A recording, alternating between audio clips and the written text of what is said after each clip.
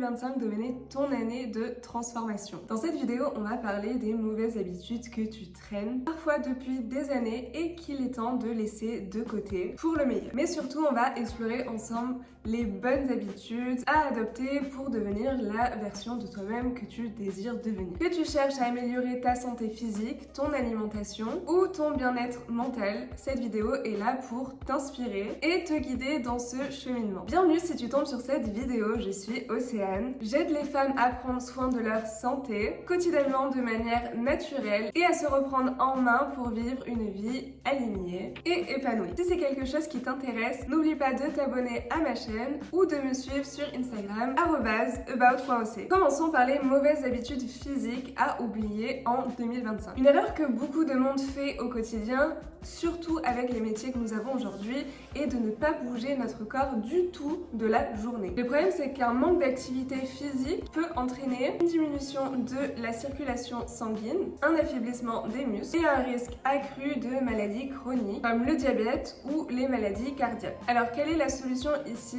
Si tu n'as vraiment pas le temps de faire du sport, eh bien commence petit, avec simplement une marche quotidienne. Le mieux étant de marcher au moins 30 minutes dans la journée et ceci suffit pour activer ton métabolisme et libérer des endorphines. Une autre habitude courante est de procrastiner le moment d'aller s'entraîner. Combien de fois tu as repoussé une séance en te disant « je le ferai demain » en te cherchant toujours tes meilleures excuses bien entendu. Dans ce cas-là, la meilleure solution est de planifier à l'avance ton programme de la semaine. Vraiment comme un rendez-vous chez le médecin, tu le bloques dans ton agenda et il est là et tu n'as pas le choix. Si c'était une réunion importante, tu irais. Là, c'est de même pour ce cours de sport, tu iras aussi. Justement, un autre petit conseil quand moi j'ai commencé à aller au sport et qu'au début c'était pas quelque chose de confortable et j'avais tendance à procrastiner aussi, ce que je faisais, c'est que je me suis inscrite dans une salle de sport qui déjà était assez onéreuse. Donc clairement, pour le prix, tu y vas. Et deuxièmement, tu ne peux pas annuler au dernier moment, sinon tu perds tes crédits, ou même pour certaines salles de sport, ils te facturent aussi si tu annules le cours au dernier moment, donc tu n'as pas d'autre choix que d'y aller. Et le sommeil, parlons-en dans tout ça. Ne pas dormir suffisamment ou dormir mal peut avoir des conséquences désastreuses sur ton énergie et ta concentration. Ça, je l'apprends à personne parce qu'on l'a tous déjà expérimenté au moins une fois. Alors un conseil ici est de faire des routines pour bien s'endormir. Donc tu peux te fixer une heure à laquelle tu vas te coucher tous les soirs. Comme ça, ton corps et ton cerveau est habitué et naturellement va être plus fatigué à cette heure-là. Et donc, il sera plus facile pour toi de t'endormir. Évite aussi les écrans une heure avant d'aller te coucher et priorise plutôt une activité qui te relaxe. Comme par exemple, dans mon cas, lire un livre, ça me fatigue et ça me permet de m'endormir plus facilement. Tu peux aussi faire des exercices de respiration, des exercices de relaxation, bien boire une tisane chaude, prendre un bain chaud, bref, il y a plein d'idées pour aider à la relaxation juste avant de s'endormir. Enfin, une autre mauvaise habitude qu'on a tendance à négliger est toutes les activités en plein air. Passer du temps dehors et surtout au soleil si c'est possible là où tu habites booste ta production de vitamine D qui est essentielle pour ton humeur et booster ton système immunitaire. D'où l'intérêt d'aller se promener, d'aller faire du vélo ou même d'aller dans un parc et s'étirer, enfin qu'importe, mais de profiter d'aller dehors et de passer du temps en nature et de voir un peu la lumière du jour. Et bien sûr, si il fait soleil, on n'oublie pas de mettre sa crème solaire sur le visage. Très important. Une autre erreur fréquente pour les personnes qui au contraire font beaucoup de sport est de ne pas prendre de repos quand c'est nécessaire. Et du coup, de ne pas écouter les signaux de son corps. Ton corps t'envoie souvent des signaux qui peuvent être fatigue,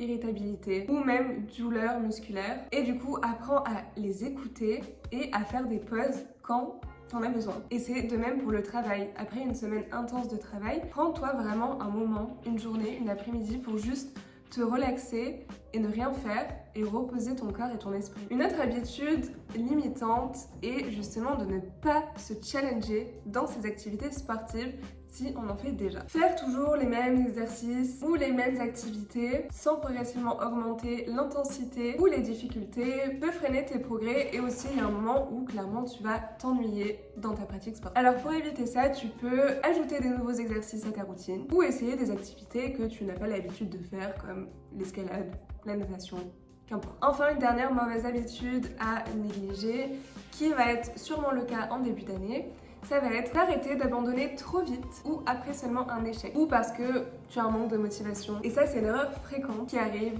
dans le domaine de la santé physique et du sport, de commencer un programme sportif ou nutritionnel et d'arrêter seulement après quelques semaines ou quelques mois parce qu'on ne voit pas des résultats rapides. Spoiler alerte, ça prend du temps et non, tu ne verras pas des résultats rapides, surtout si tu veux qu'ils s'inscrivent dans la durée, parce que ici le but c'est de ne pas avoir des résultats rapides comme ça mais qu'on reprend tous les mois qui suivent, mais d'être constant sur la durée. Alors au lieu de te décourager, revois tes objectifs, diminue-les s'il faut, parce que peut-être qu'ils étaient trop importants pour toi à ce moment-là, et célèbre aussi chaque petite victoire, parce que c'est ça qui va t'aider à rester motivé sur le long terme.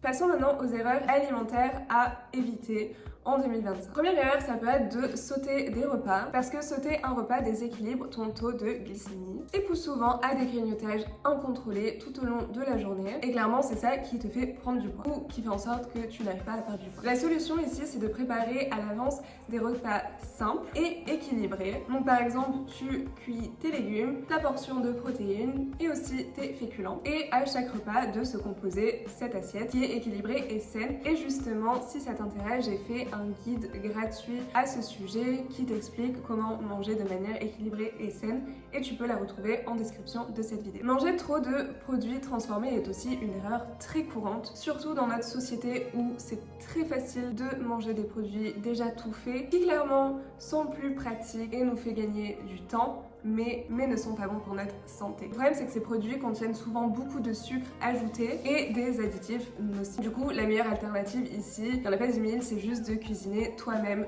tous tes repas. Et aussi parce que cuisiner tes repas toi-même va te donner un contrôle total de ce que tu manges et ce que tu mets dans ton assiette. Aussi, une erreur à ne pas faire, c'est d'avoir une consommation excessive de café et d'alcool. Ici, je ne te demande pas de totalement arrêter de boire du café et de l'alcool. Je bois moi-même mon café, mais juste de ne pas être trop excessif dans cette consommation. Le problème, c'est que le café en excès peut perturber ton sommeil. Alors essaie de le remplacer plutôt par des alternatives comme du thé, qui aussi à faire attention parce qu'il est à base de théine qui peut aussi perturber ton sommeil, ou des infusions, ou du matcha, ou de l'eau. C'est bien aussi l'eau. Tandis que l'alcool, lui, peut provoquer une inflammation chronique dans ton corps. Ensuite, autre habitude à arrêter, c'est de manger dans le rush. Essaie au maximum de prendre le temps de savourer chaque bouchée, de bien mastiquer, parce que ça va t'aider à avoir une meilleure digestion, à éviter les ballonnements, les reflux, etc.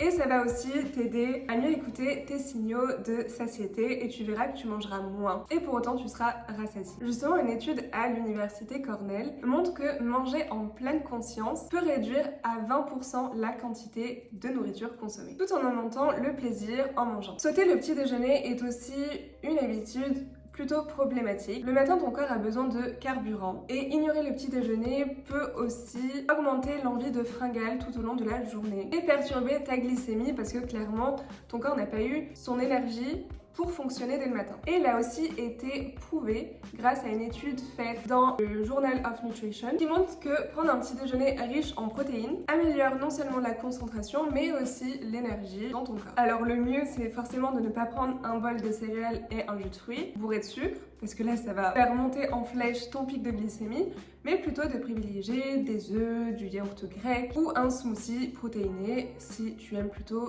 le sucre. Ne pas atteindre son quota de protéines par jour peut aussi être problématique dans ta santé au quotidien. Les protéines sont essentielles pour la construction musculaire et le maintien de ton métabolisme. Essaie de te fixer au minimum 30 grammes de protéines à chaque repas, même si ceci varie selon ton poids, le sport que tu fais, etc. etc. Mais pour moi, c'est environ 30 grammes. J'invite du coup à calculer combien de protéines par jour tu as besoin et comme ça tu pourras le diviser sur les 3 repas de la journée et cela va t'aider à stabiliser ton énergie et favoriser la satiété également. Ne pas boire aussi suffisamment d'eau est un problème qui est souvent vu et revu malheureusement parce que ça peut entraîner de la fatigue, des maux de tête, alors que je le rappelle, le corps est composé à minimum 70% d'eau, donc d'où l'importance de boire beaucoup d'eau, au moins 2 litres par jour. Encore une fois, ça dépend de ton activité physique. Et un petit conseil, c'est de commencer ta journée dès que tu te réveilles avec un grand verre d'eau pour réhydrater ton corps après la nuit. Et si tu veux même y ajouter des électrolytes, c'est encore mieux. Enfin, dernière mauvaise habitude est d'éviter de consommer du café trop tôt le matin à jeun. Le matin, ton corps libère naturellement du cortisol, l'hormone du stress, pour te réveiller. Du coup, boire du café à ce moment-là peut perturber cette production naturelle et augmenter ta dépendance à la caféine. Du coup, ici, le conseil est d'attendre au moins 1 à 2 heures après de s'être réveillé pour prendre son café et de privilégier de manger d'abord un petit déjeuner protéiné et équilibré avant de boire son café et aussi s'hydrater avec de l'eau. Passons à la partie 3 qui est les pièges à éviter dans notre quotidien. Dans notre vie quotidienne, certaines mauvaises habitudes peuvent venir saboter tous nos efforts. Par exemple, regarder son téléphone dès le réveil. Cette habitude inonde ton cerveau de dopamine alors que tu viens tout juste d'ouvrir les yeux, ce qui peut nuire à ta capacité de te concentrer tout au long de la journée. A l'inverse, c'est plutôt de commencer ta journée avec une routine plutôt calme et apaisante, comme méditer, lire si tu as le temps, ou juste boire un verre d'eau tranquillement, sans perturbation autour de toi. De même, pour s'endormir devant les écrans, la lumière des écrans bleus perturbe ton rythme circadien et diminue la qualité de ton sommeil. À la place, comme je le disais plus tôt, essaie de lire un livre ou faire quelque chose d'autre qui n'est pas en lien avec les écrans. Ne pas planifier ses journées de la semaine peut également aussi être un frein à la productivité dans ta vie. Quand tu te lèves le matin sans objectif clair, tu perds non seulement du temps mais aussi de l'énergie et potentiellement de la motivation aussi. Une bonne habitude à prendre est du coup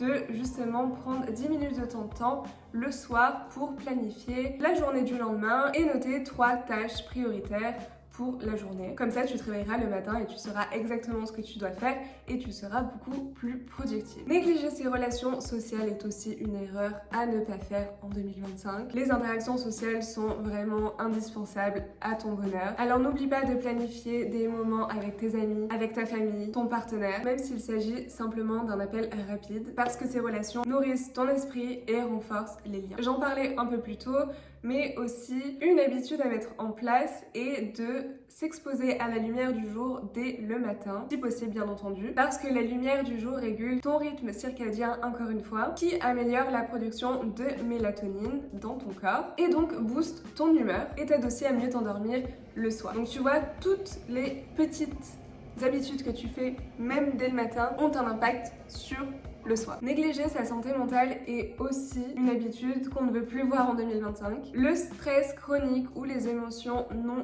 gérées peuvent affecter non seulement ta santé physique, ton sommeil et tes relations. Donc intègre vraiment des activités qui te font du bien, comme le journaling, la méditation, pour mieux te connaître, te comprendre et gérer tes émotions. Et alors, quid des bonnes habitudes vraiment à mettre en place en 2025 pour être méconnaissables? Commençons par l'activité sportive. Ici, je préconise 3 à 4 séances de sport par semaine. Qu'importe la durée de la séance, j'ai fait justement une vidéo où je t'explique comment je me suis remise en sport de manière étape par étape, fluide dans le temps, sans perturber mon corps et mon esprit. Je te laisse aller la voir si c'est quelque chose qui t'intéresse. Mais si tu débutes, tu peux commencer par des activités dites douces, comme simplement la marche, le yoga, et ensuite augmenter l'intensité progressivement. Ajoute à cela 30 minutes de marche par jour, parce que c'est un excellent moyen pour rester active, sans pression et tout simplement stimuler ton métabolisme. Troisième habitude, prendre soin de son sommeil et viser entre 7, 8, 9 heures de sommeil.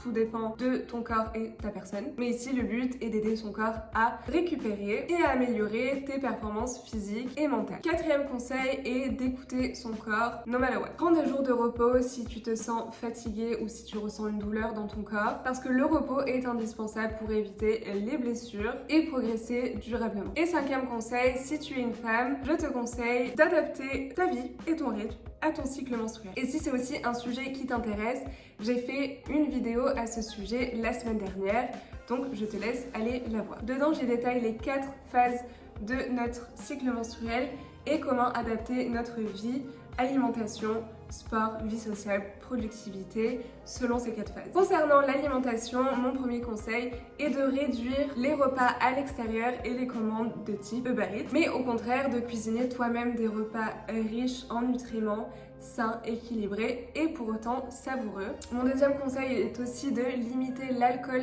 et le sucre raffiné parce que cela provoque des pics de glycémie dans ton corps qui favorisent l'inflammation et du coup essayer de les remplacer par des alternatives alternatives plus saines, comme par exemple des desserts maison ou des fruits frais. Troisième conseil est de commencer chaque journée par un petit déjeuner protéiné. Comme je le disais, ça peut être des œufs, du yaourt grec, un smoothie protéiné qui peuvent t'aider à bien démarrer ta journée. Vise aussi à inclure 30 g de protéines par repas qui va aider à maintenir ta masse musculaire et procure une sensation de satiété tout au long de la journée et donc évite les fringales et les envies de sucre. Autre conseil est de boire au minimum 2 litres d'eau par jour pour hydrater ton corps tout au long de la journée et tu peux justement commencer, comme je le disais, par un grand verre d'eau dès le matin. Et enfin, dernier conseil, prends le temps de manger en pleine conscience, savoure chaque bouchée, pose ta fourchette entre chaque bouchée et éloigne les distractions comme la télé, le téléphone, etc. etc. Et enfin, en termes de développement personnel, vie quotidienne, ici je te conseille d'intégrer le journaling dans ton quotidien ou au moins dans ta semaine, plusieurs fois par semaine si tu n'as pas le temps de le faire tous les jours. Prends quelques temps dans la semaine pour noter tes pensées, ce pourquoi tu es reconnaissante ou même tes objectifs parce que cela aide à rester centré et clarifie ton esprit. Ensuite, crée-toi des routines bien-être comme méditer le matin ou prendre une douche relaxante le soir avec une tisane et un livre parce que ces routines permettent de structurer ta journée et aussi de réduire ton stress et de te sentir bien dans ton corps et dans ton esprit. Ensuite, j'en ai parlé plusieurs fois, mais bien entendu, limiter les écrans au maximum et surtout au réveil et au coucher pour préserver ton sommeil et ta concentration tout au long de la journée. Ensuite, je te conseille de lire 10 pages par jour d'un livre inspirant ou d'écouter un podcast. Vraiment, l'idée ici, c'est d'apprendre un minimum un peu tous les jours. Rien que 10 minutes d'apprentissage à la fin de l'année peut faire une grande différence. Ça peut être un livre, un podcast, une vidéo YouTube, un documentaire, qu'importe. Pratique aussi la méditation pour calmer ton esprit et améliorer ta gestion du stress. Et tu peux très bien commencer seulement par 5-10 minutes si tu n'as pas l'habitude. Au début, c'est ok. Et enfin, passe plus de temps en nature. Une promenade dans un parc ou bien une randonnée le week-end peut vraiment aider à revitaliser ton corps et ton esprit et juste ça fait un bien. Et voilà, tu as maintenant toutes les clés pour faire de 2025 ton année de transformation, enfin, j'ai envie de te dire, en laissant derrière toi toutes les mauvaises habitudes et en adoptant celles qui te rendent plus forte. Comme ça, tu pourras devenir méconnaissable et cette fois-ci dans le bon sens du terme. On arrive à la fin de cette vidéo. Si tu l'as aimée, n'oublie pas de la liker et de t'abonner à ma chaîne si ce n'est pas encore fait. Je te dis à la semaine prochaine dans une nouvelle vidéo ou tout de suite sur Instagram @about.oc. Ciao ciao.